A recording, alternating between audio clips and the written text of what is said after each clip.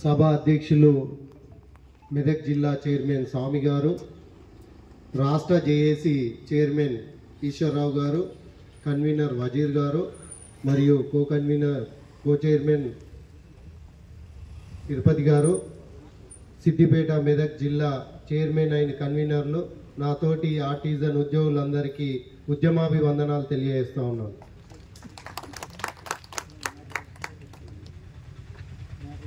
ఇప్పటి వరకు అందరూ జోష్ లేకుండా ఉన్నట్టుంది. మనం 2 సార్లు నినాదాలు చేసుకుందాం.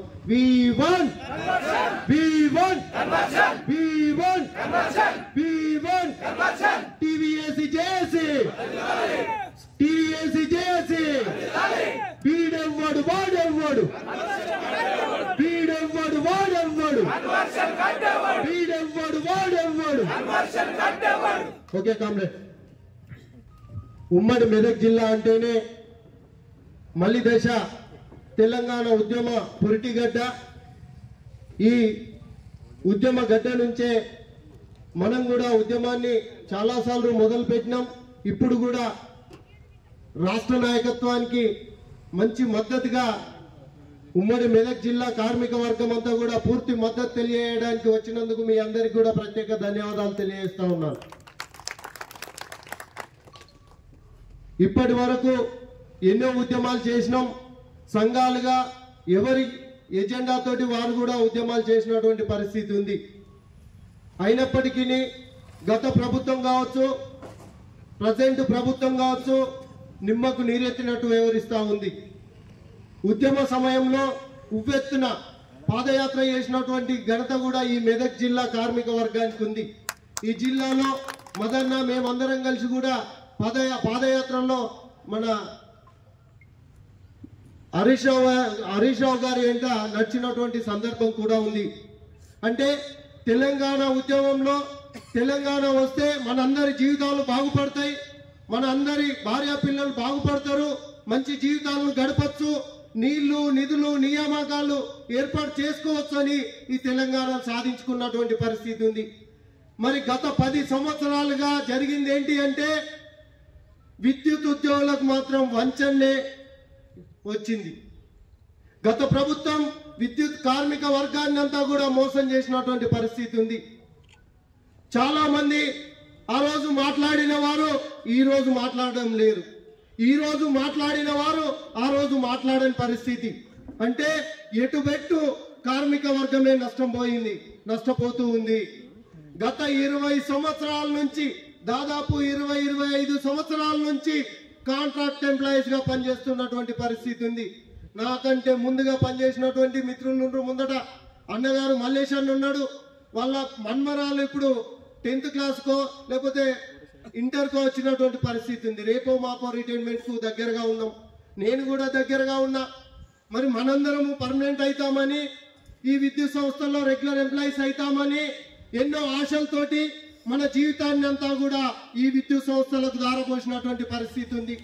ఈ విద్యుత్ సంస్థల అభివృద్ధి అంతా కూడా ఈ ఆర్టిజన్ కార్మికులు, కాంట్రాక్ట్ కార్మికుల శ్రమ దోపిడితోటే ఈ విద్యుత్ సంస్థలన్నీ అభివృద్ధి చెందినటువంటి పరిస్థితి. వేల లక్షల కిలోమీటర్ల లైన్ వేసినటువంటి పరిస్థితి ఉంది. ఈ తెలంగాణ రాష్ట్రం ఏర్పడితే అంధకారం ఏర్పడుతుంది, కరెంటు ఉండదు అని చెప్పినటువంటి ఆంధ్ర పాలకులు అన్న ప్రెస్సులు ఇటు వచ్చి కూర్చోవలసిందిగా కోరుతాం. ఆంధ్ర పాలకులు ఆ రోజు మాట్లాడినటువంటి పరిస్థితిని చూసినాం. ఎంతో కష్టపడి తిండి లేకుండా ఎండ నోర్చుకుంటూ, వాన నోర్చుకుంటూ, చలి నోర్చుకుంటూ ఈ తెలంగాణ రాష్ట్రంలో 24 గంటల కరెంట్ ఇచ్చిన ఘనత ఈ ఆర్టిజన్ ఉద్యోగులకే దక్కుతుందని సందర్భంగా తెలియజేస్తా ఉన్నాను. ఎందుకు చెప్పాలనుకుంటున్నానంటే ప్రతి పనిలో ఆర్టిజన్ ఉద్యోగి ఉన్నాడు. ఈరోజు pole to pole worker, pole ఎక్కడానికి ఆర్టిజన్ వర్కరే. ఈరోజు జెన్కోలో బొగ్గు వేసి బాయిలర్ కాల్చాలంటే, విద్యుత్ ఉత్పత్తి చేయాలంటే, బాయిలర్ కాల్చి కేటీపీఎస్ కేటీపీపీలో విద్యుత్ ఉత్పత్తి కావాలంటే అక్కడ ఉన్నటువంటి ఆర్టిజన్ ఉద్యోగే ఈరోజు ముఖ్యమని చెప్పదలుచుకున్నాను. ఆ కార్మికుడు గనుక ఒక్కరోజు గనుక పనిలో లేకుంటే ఈ రాష్ట్రం అంతా కూడా అంధకారంలోకి పోతుంది. ఇప్పటికే రాష్ట్రంలో విద్యుత్ డిమాండ్ పెరిగిపోతున్నటువంటి పరిస్థితి ఉంది.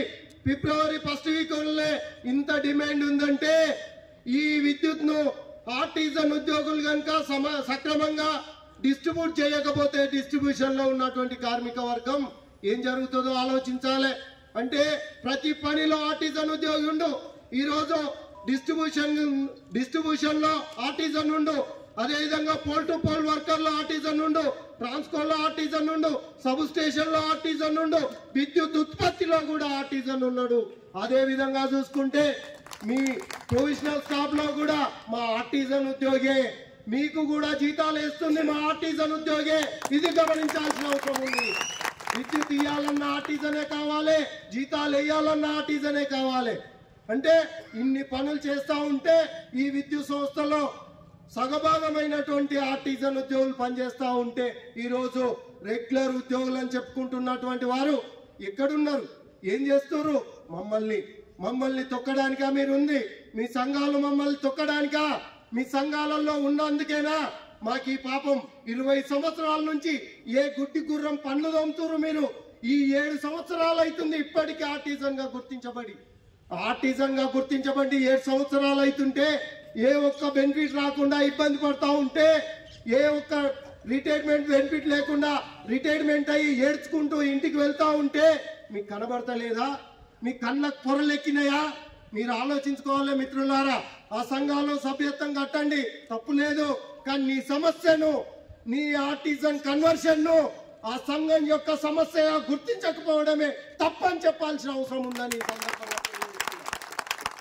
ఓ నాయకుడు చెప్తా ఉండు. మన ఉమ్మడి జిల్లాలో పెద్ద నాయకుడు కద్ద రంగు వేసుకొని వస్తాడు, నేను కూడా వేసుకున్నా అనుకోండి. అయితే నాకంటే పెద్ద కద్ద రంగి, పెద్దదంటే ఎక్కువ రేటుది, జోర్దారుగా వస్తాడు, పెద్ద కాల్లోకి దిగుతాడు. ఆయన అంటుండట, ఏమంటుండు? మీరు కనుక ఉద్యమానికి పోతే, మీరు కనుక జేఏసీకి మద్దతుగా ఉంటే మీకు మెమోలు ఇస్తామంటుండు, మిమ్మల్ని రిమూవ్ సర్వీస్ చేపిస్తా అంటుండు, మిమ్మల్ని సస్పెండ్ చేయిస్తా అంటుండు. అరే నువ్వు ఓనీరా భయ్, నన్ను సస్పెండ్ చేసే దమ్ము ధైర్యం నీకెక్కడిది రాని అడుగుతున్నా ఈ సందర్భంగా. నువ్వెవడు? మంచి చేయాలనుకుంటే కార్మిక సంఘం పెట్టాలి, మంచి చేయాలనుకుంటే కార్మికులకు మేలు చేయాలి, మంచి చేయాలంటే కన్వర్షన్ ఇప్పియాలి, మంచి చేయాలంటే ఇంక్రిమెంట్ ఇప్పియాలి, మంచి చేయాలంటే గ్రేడ్ చేంజ్ చేపియాలి, మంచి చేయాలంటే ప్రమోషన్ చేయాలి, మంచి చేయాలంటే ఈపీఎఫ్ సీలింగ్ లేకుండా మీ లెక్క మాకు ఇప్పియాలి. అది దమ్మున్న నాయకుని యొక్క పని. మరి నువ్వు చేస్తుంది ఏంది? రండ పని, ముండమోపి పని. నువ్వేం ఆలోచిస్తున్నావు? నీ మెదడేమన్నా పిండుందా? మిడకాయ మీద తలికాయ ఉందా నీకని అడుగుతున్నా ఈ సందర్భంగా. ఇది నా జిల్లా, నా ఉమ్మడి జిల్లా వేదికగా నిన్ను ప్రశ్నిస్తున్నా. నీ సంఘాన్ని అడుగు, నీ సంఘంలో పనిచేస్తున్న కార్మిక వర్గాన్ని అడుగు. ఈరోజు 3 పూటలు తిని 2 పూటలు తిని వాళ్ళ పిల్లలను, మీ పిల్లలు చదువుతున్న స్కూళ్ళల్లో కాలేజీలలో చదివిస్తున్నా. మీరుంటున్నటువంటి డబుల్ బెడ్రూము, 3 బెడ్రూము, 2 అంతస్తులు 3 అంతస్తుల బిల్డింగ్లలో ఉంటురా. చాలని వేతనాలతోటి తిండి లేక, స్కూల్ ఫీజులు కట్టలేక, ఇంటి రెంట్ కట్టలేక నా ఆర్టిజన్ ఉద్యోగులు ఇబ్బందులు పడతా ఉన్నారు. ఈరోజు తల్లి తండ్రికి ఈరోజు మందులు కొనియలేని పరిస్థితిలో ఉన్నారు.